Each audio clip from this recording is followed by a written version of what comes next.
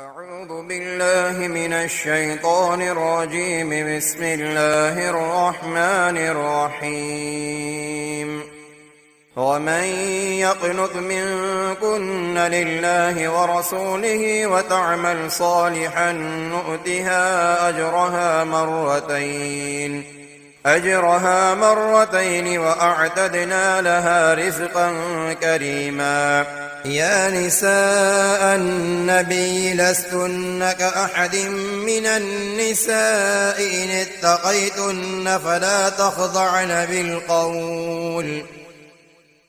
تخضعن بالقول فيطمع الذي في قلبه مرض وقلن قولا معروفا. وقرن في بيوتكن ولا تبرجن تبرج الجاهلية الأولى وأقمنا الصلاة وآتينا الزكاة وأطعنا الله ورسوله إنما يريد الله ليذهب عنكم الرجس أهل البيت ويطهركم تطهيرا. واذكرن ما يتلى في بيوتكن من آيات الله والحكمة إن الله كان لطيفا خبيرا. إن المسلمين والمسلمات والمؤمنين والمؤمنات والقانتين والقانتات والصادقين والصادقات والصابرين والصابرات والخاشعين والخاشعات والمتصدقين والمتصدقات والصائمين والصائمات والحافظين فروجهم والحافظات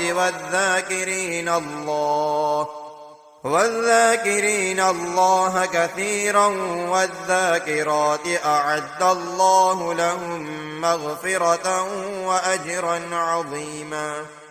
وما كان لمؤمن ولا مؤمنة إذا قضى الله ورسوله أمرا أن يكون لهم الخيرة من أمرهم ومن يعص الله ورسوله فقد ضل ضلالا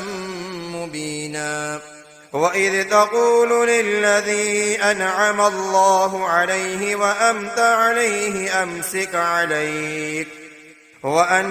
عليه أمسك عليك زوجك واتق الله وتخفي في نفسك ما الله مبديه وتخشى الناس والله أحق أن تخشى. فلما قضى زيد منها وطرا زوجناكها لكي لا يكون على المؤمنين حرج في أزواج أدعيائهم إذا قضوا منهن وطرا وكان أمر الله مفعولا. ما كان على النبي من حرج فيما فرض الله له سنة الله في الذين خلوا من قبل وكان أمر الله قدرا مقدورا. الذين يبلغون رسالات الله ويخشونه ولا يخشون أحدا إلا الله وكفى بالله حسيبا. ما كان محمد أبا أحد من رجالكم ولكن رسول الله وخاتم النبيين وكان الله بكل شيء عليما. يا أيها الذين آمنوا اذكروا الله ذكرا كثيرا وسبحوه بكرة وأصيلا هو الذي يصلي عليكم وملائكته ليخرجكم من الظلمات إلى النور وكان بالمؤمنين رحيما تحيتهم يوم يلقونه سلام وأعد لهم أجرا كريما يا أيها النبي إنا أرسلناك شاهدا ومبشرا ونذيرا وداعيا إلى الله بإذنه وسراجا منيرا وبشر المؤمنين بأن لهم من الله فضلا كبيرا ولا تطع الكافرين والمنافقين ودع عذاهم وتوكل على الله وكفى بالله وكيلا يا أيها الذين آمنوا إذا نكحتم المؤمنات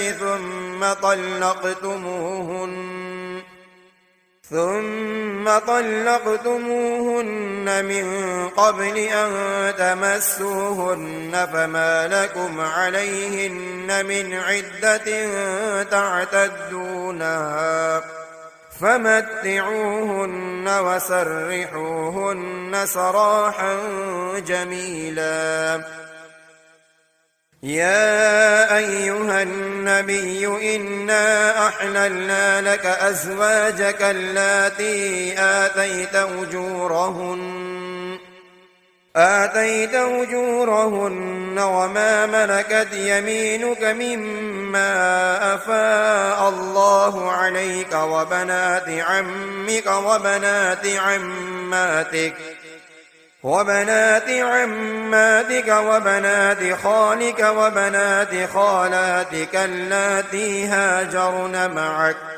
وامرأة مؤمنة إن وهبت نفسها للنبي إن أراد النبي أن يستنكحها خالصة لك من دون المؤمنين قد علمنا ما فرضنا عليهم في أزواجهم وما ملكت أيمانهم لكي لا يكون عليك حرج وكان الله غفورا رحيما ترجي من تشاء منهن وتؤوي إليك من تشاء ومن ابتغيت ممن عزلت فلا جناح عليك ذلك أدنى أن تقر أعينهن ولا يحزن ويرضين بما آتيتهن كلهن والله يعلم ما في قلوبكم وكان الله عليما حليما لا يحل لك النساء من بعد ولا أن تبدل بهن من أزواج ولو أعجبك حسنهن إلا ما ملكت يمينك وكان الله على كل شيء رقيبا يا أيها الذين آمنوا لا تدخلوا بيوت النبي إلا أن يؤذن لكم إلى طعام غير ناظرين إناه ولكن إذا دعيتم فادخلوا فإذا طعمتم فانتشروا ولا مستأنسين لحديث إن ذلكم كان يؤذي النبي فيستحيي منكم والله لا يستحيي من الحق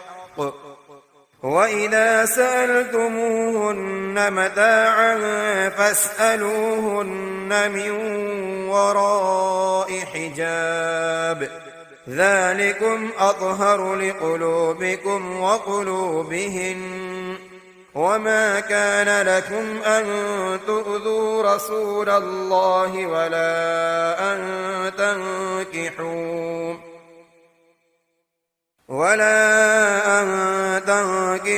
أزواجه من بعده أبدا إن ذلكم كان عند الله عظيما إن تبدوا شيئا أو تخفوه فإن الله كان بكل شيء عليما لا جناح عليهن في آبائهن ولا أبنائهن ولا إخوانهن ولا أبناء إخوانهن ولا أبناء أخواتهن ولا نسائهن ولا ما ملكت أيمانهن واتقين الله إن الله كان على كل شيء شهيدا إن الله وملائكته يصلون على النبي يا أيها الذين آمنوا صلوا عليه وسلموا تسليما إن الذين يؤذون الله ورسوله لعنهم الله في الدنيا والآخرة وأعد لهم عذابا مهينا والذين يؤذون المؤمنين والمؤمنات بغير ما اكتسبوا فقد احتملوا بهتانا وإثما مبينا يا أيها النبي قل لأزواجك وبناتك ونساء المؤمنين يدنين عليهن من جلابيبهن ذلك أدنى أن يعرفن فلا يؤذين وكان الله غفورا رحيما لئن لم ينته المنافقون والذين في قلوبهم مرض والمرجفون في المدينة لنغرينك بهم ثم لا يجاورونك فيها إلا قليلا ملعونين أينما ثقفوا أخذوا وقتلوا تقتيلا سنة الله في الذين خلوا من قبل ولن تجد لسنة الله تبديلا يسألك الناس عن الساعة قل إنما علمها عند الله وما يدريك لعل الساعة تكون قريبا إن الله لعن الكافرين وأعد لهم سعيرا خالدين فيها أبدا لا يجدون وليا ولا نصيرا يوم تقلب وجوههم في النار يقولون يا ليتنا أطعنا الله وأطعنا الرسولا وقالوا ربنا إنا أطعنا سادتنا وكبراءنا فأضلونا السبيلا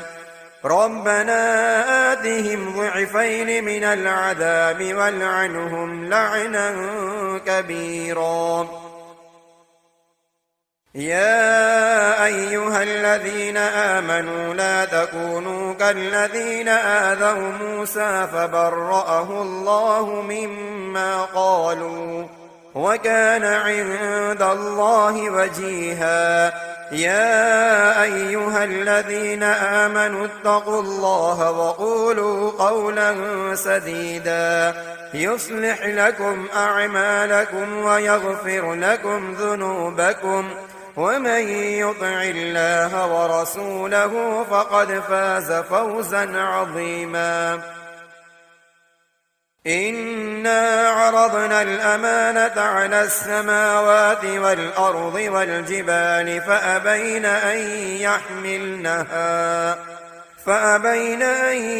يحملنها وأشفقن منها وحملها الإنسان إنه كان ظلوما جهولا. ليعذب الله المنافقين والمنافقات والمشركين والمشركات ويتوب الله على المؤمنين والمؤمنات وكان الله غفورا رحيما.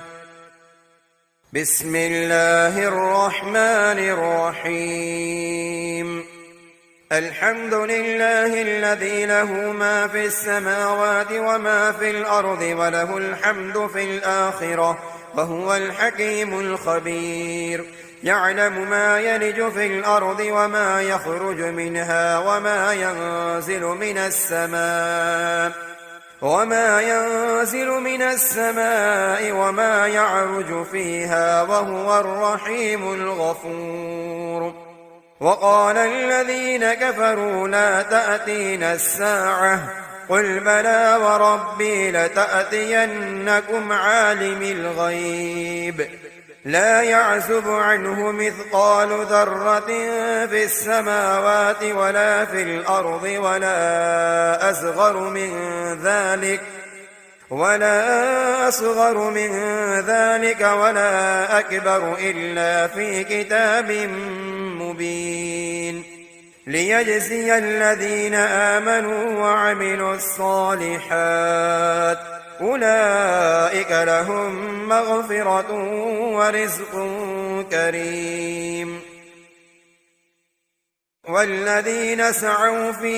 آياتنا معاجزين أولئك لهم عذاب من رجز أليم.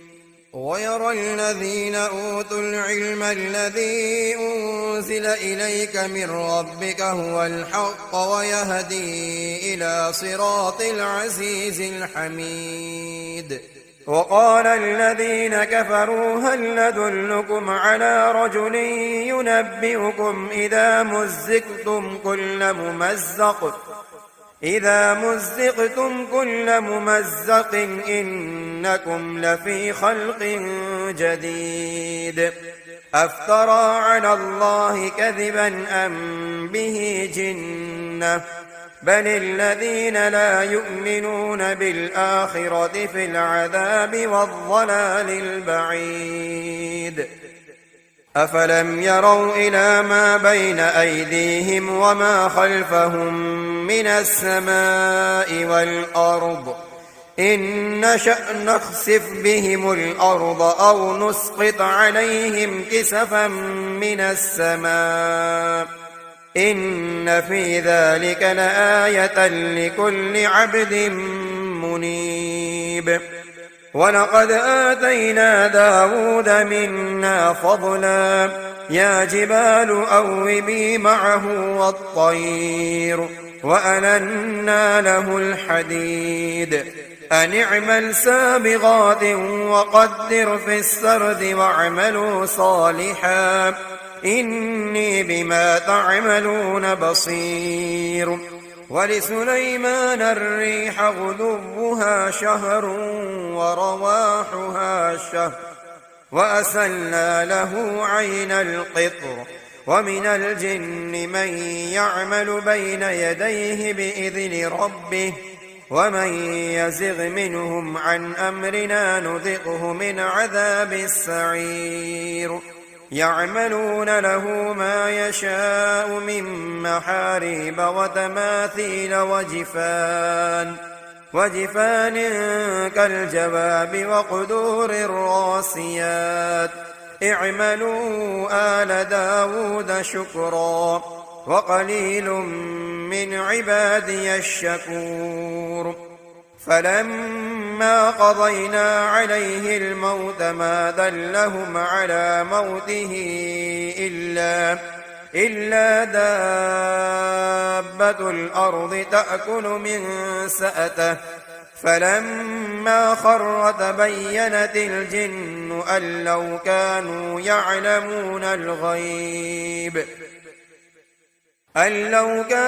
يعلمون الغيب ما لبثوا في العذاب المهين.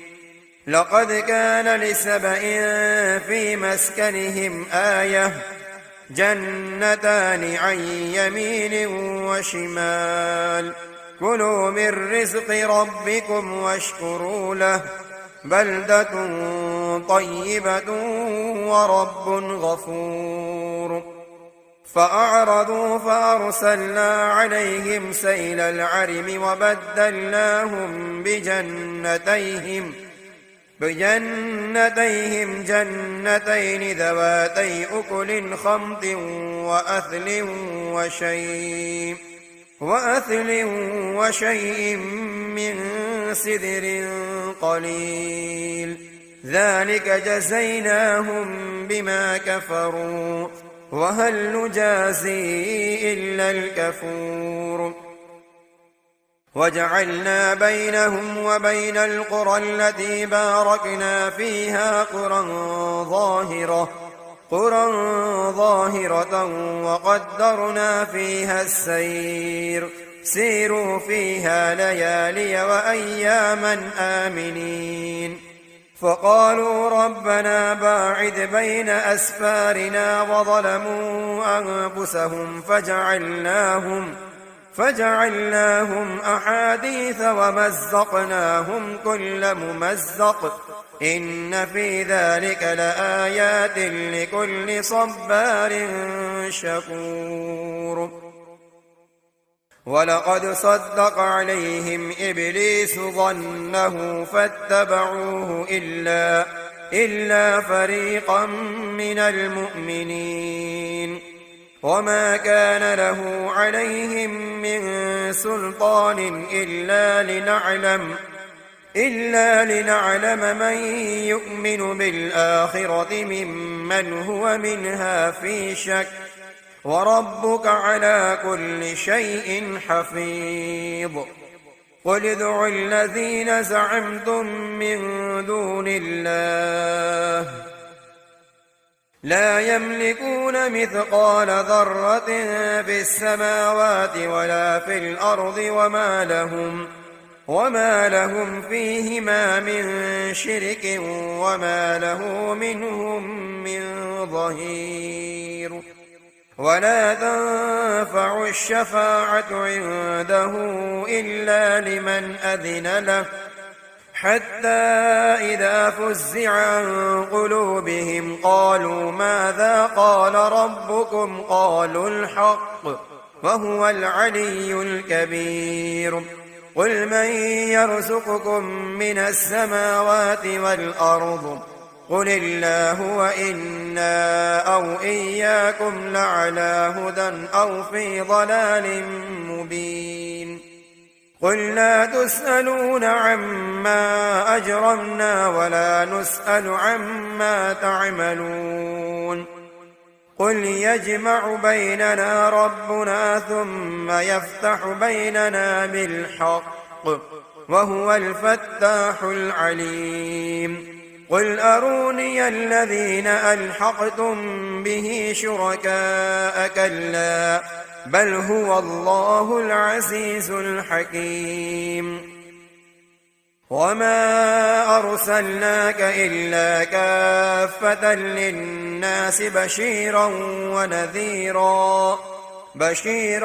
ونذيرا ولكن أكثر الناس لا يعلمون. ويقولون متى هذا الوعد إن كنتم صادقين قل لكم ميعاد يوم لا تستأخرون عنه ساعة ولا تستقدمون. وقال الذين كفروا لن نؤمن بهذا القرآن ولا بالذي بين يديه ولو ترى إذ الظالمون موقوفون عند ربهم يرجع بعضهم إلى بعض القول يقول الذين استضعفوا للذين استكبروا لولا أنتم لكنا مؤمنين قال الذين استكبروا للذين استضعفوا أنحن صددناكم عن الهدى بعد إذ جاءكم بل كنتم مجرمين وقال الذين استضعفوا للذين استكبروا بل مكر الليل والنهار إذ تأمروننا أن نكفر بالله ونجعل له أندادا وأسروا الندامة لما رأوا العذاب وجعلنا الأغلال في أعناق الذين كفروا هل يجزون إلا ما كانوا يعملون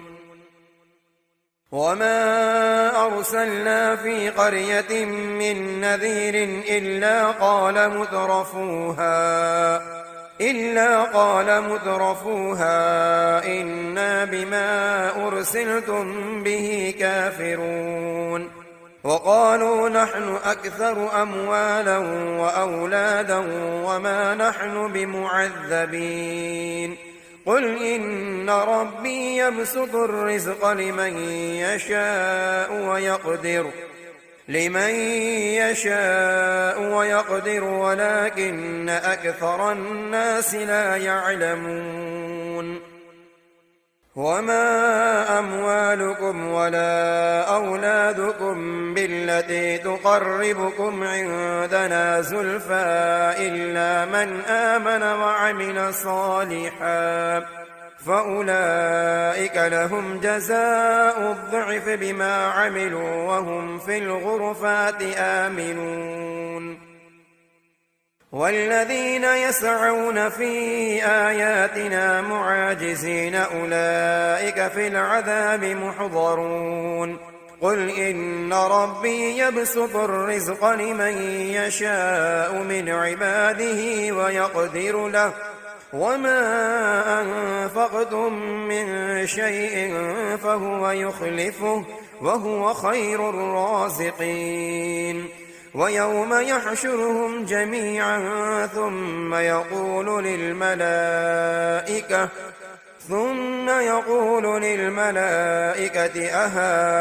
أهؤلاء إياكم كانوا يعبدون قالوا سبحانك أنت ولينا من دونهم بل كانوا يعبدون الجن أكثرهم بهم مؤمنون فاليوم لا يملك بعضكم لبعض نفعا ولا ضرا ونقول للذين ظلموا ذوقوا عذاب النار التي كنتم بها تكذبون وإذا تتلى عليهم آياتنا بينات قالوا ما هذا إلا رجل يريد أن يصدكم عما كان يعبد آباؤكم وقالوا ما هذا إلا إفك مفترى وقال الذين كفروا للحق لما جاءهم إن هذا إلا سحر مبين وما آتيناهم من كتب يدرسونها وما أرسلنا إليهم قبلك من نذير وكذب الذين من قبلهم وما بلغوا معشار ما آتيناهم فكذبوا رسلي فكيف كان نكير قل إنما أعظكم بواحدة أن تقوموا لله مثنى وفرادا ثم تتفكروا ما بصاحبكم من جنة إن هو إلا نذير لكم بين يدي عذاب شديد. قل ما سألتكم من أجر فهو لكم إن أجري إلا على الله وهو على كل شيء شهيد. قل إن ربي يقذف بالحق علام الغيوب. قل جاء الحق وما يبدئ الباطل وما يعيد. قل إن ضللت فإنما أضل على نفسي وإن اهتديت فبما يوحي إلي ربي إنه سميع قريب.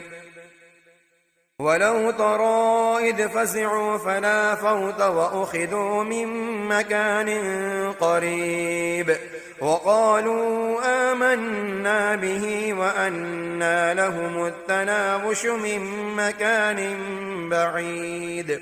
وقد كفروا به من قبل ويقذفون بالغيب من مكان بعيد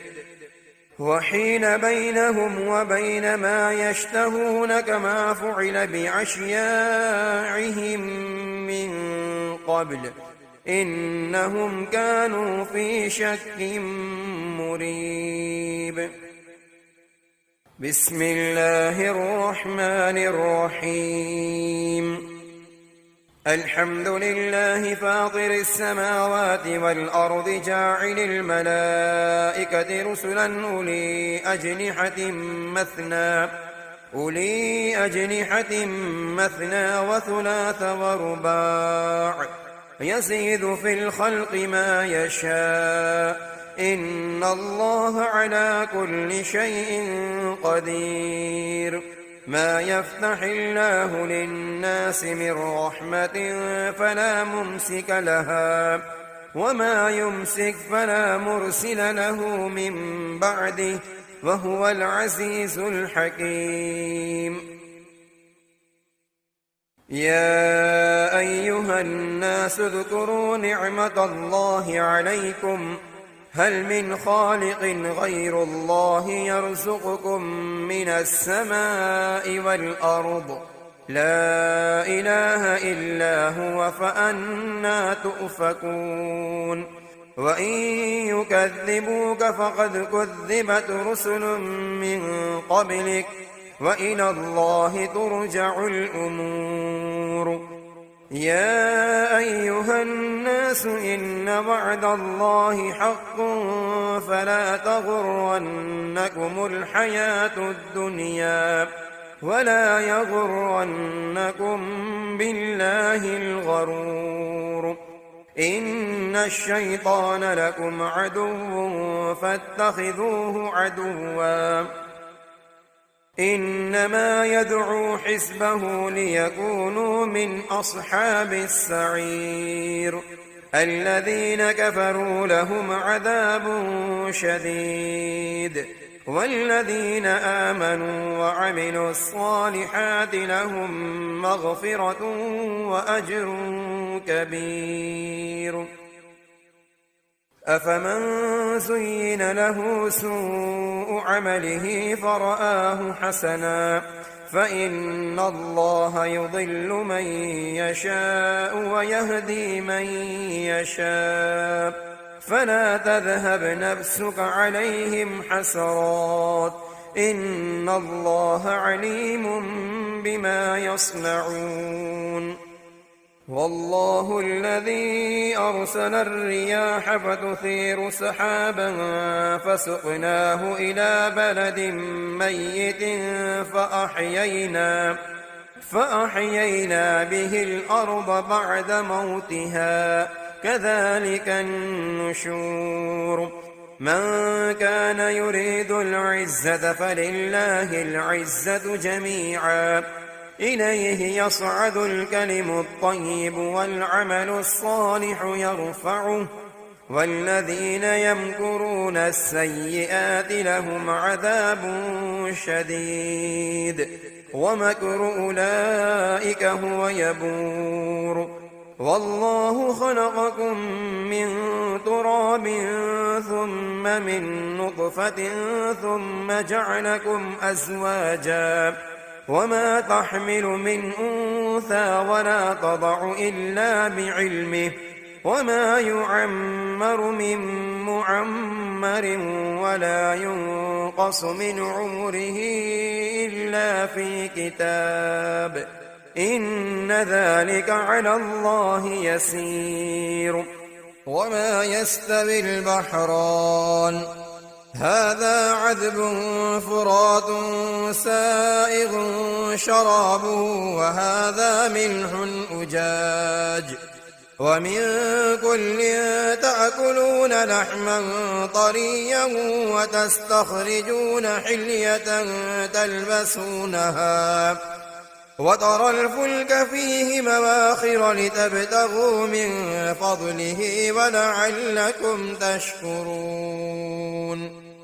يولج الليل في النهار ويولج النهار في الليل وسخر الشمس والقمر كل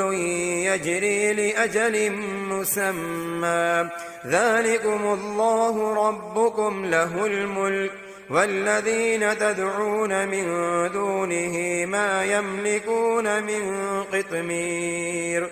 إن تدعوهم لا يسمعوا دعاءكم ولو سمعوا ما استجابوا لكم ويوم القيامة يكفرون بشرككم ولا ينبئك مثل خبير يا أيها الناس أنتم الفقراء إلى الله والله هو الغني الحميد إن يشأ يذهبكم ويأت بخلق جديد وما ذلك على الله بعزيز ولا تزر وازرة وزر أخرى وإن تدع مثقلة إلى حملها لا يحمل منه شيء ولو كان ذا قربى إنما تنذر الذين يخشون ربهم بالغيب وأقاموا الصلاة ومن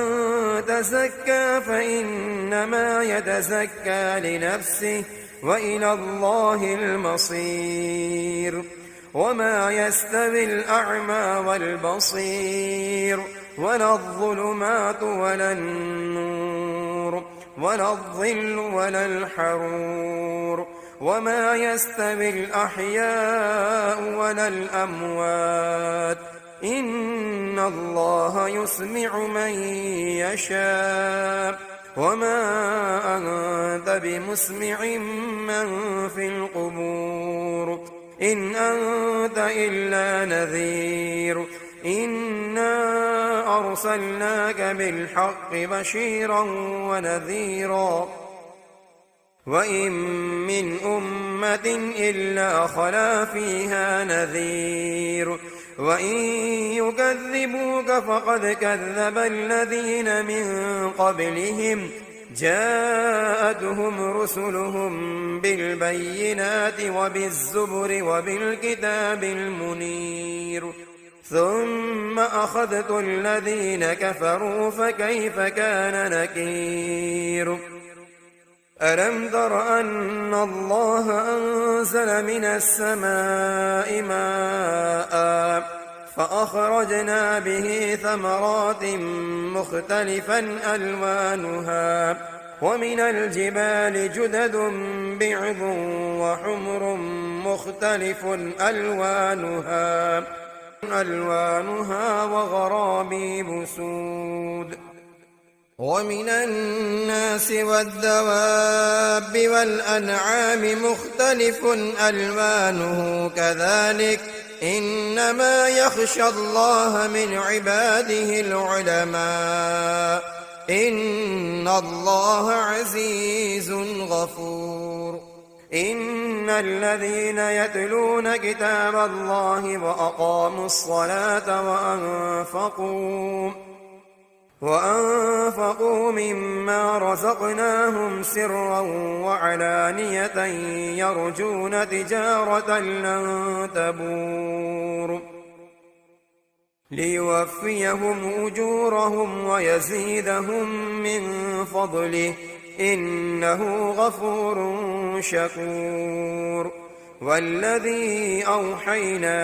إليك من الكتاب هو الحق مصدقا لما بين يديه إن الله بعباده لخبير بصير ثم أورثنا الكتاب الذين اصطفينا من عبادنا فمنهم ظالم لنفسه ومنهم مقتصد ومنهم سابق بالخيرات بإذن الله ذلك هو الفضل الكبير جنات عدن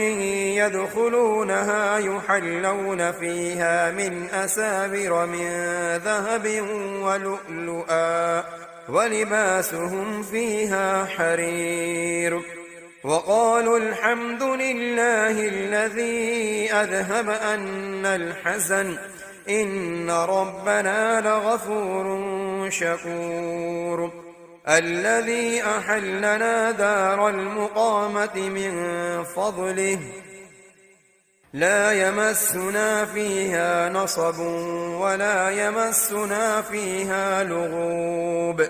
والذين كفروا لهم نار جهنم لا يقضى عليهم فيموتوا ولا يخفف عنهم من عذابها كذلك نجزي كل كفور وهم يصطرخون فيها ربنا أخرجنا نعمل صالحا غير الذي كنا نعمل أولم نعمركم ما يتذكر فيه من تذكر وجاءكم النذير فذوقوا فما للظالمين من نصير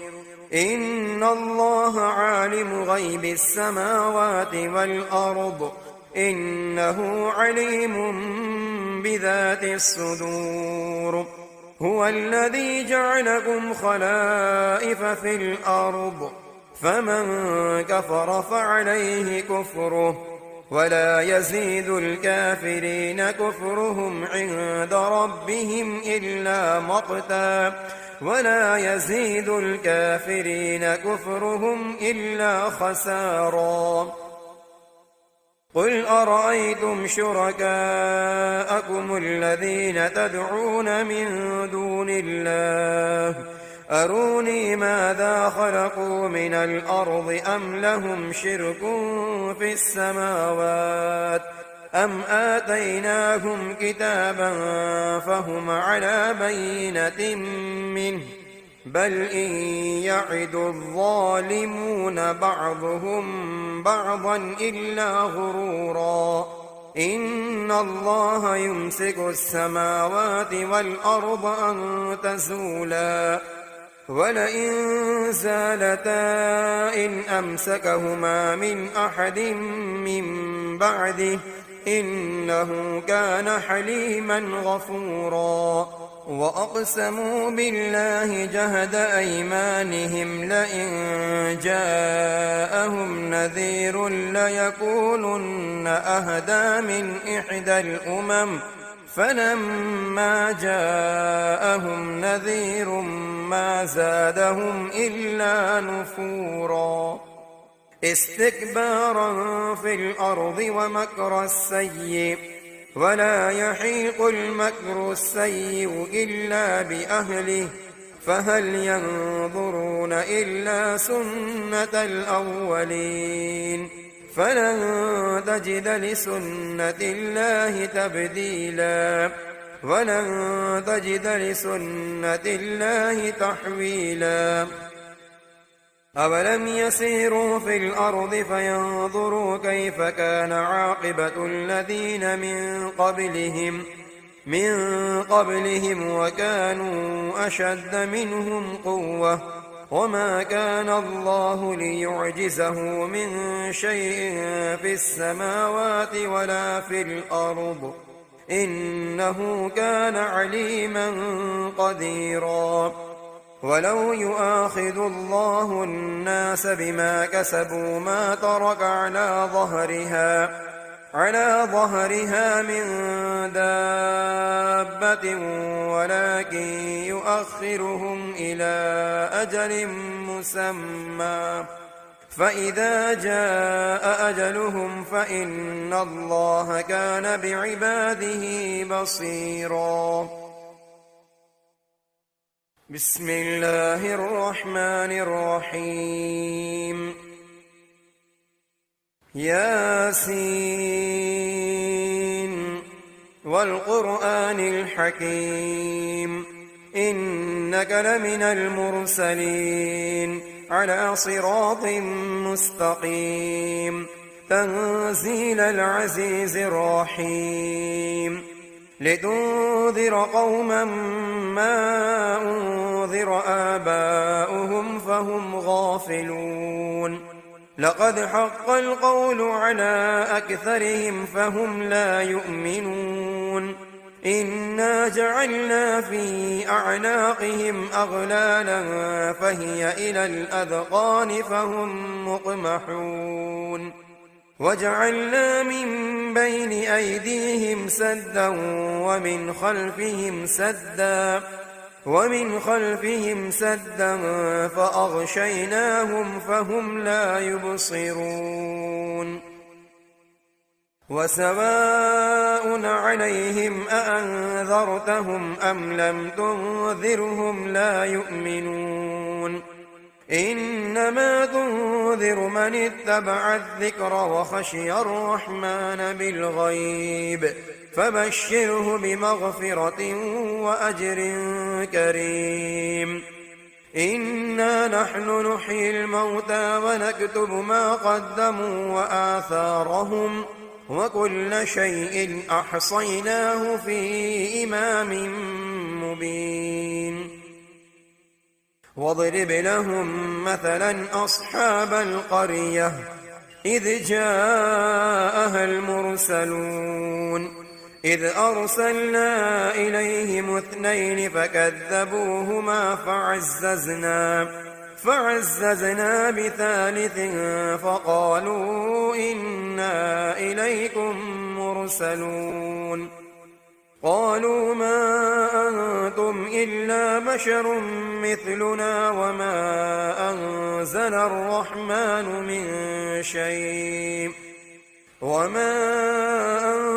الرحمن من شيء إن أنتم إلا تكذبون قالوا ربنا يعلم إنا إليكم لمرسلون وما علينا إلا البلاغ المبين قالوا إنا تطيرنا بكم لئن لم تنتهوا لنرجمنكم وليمسنكم منا عذاب أليم قالوا طائركم معكم أئن ذكرتم بل أنتم قوم مسرفون وجاء من أقصى المدينة رجل يسعى قال يا قوم اتبعوا المرسلين اتبعوا من لا يسألكم أجرا وهم مهتدون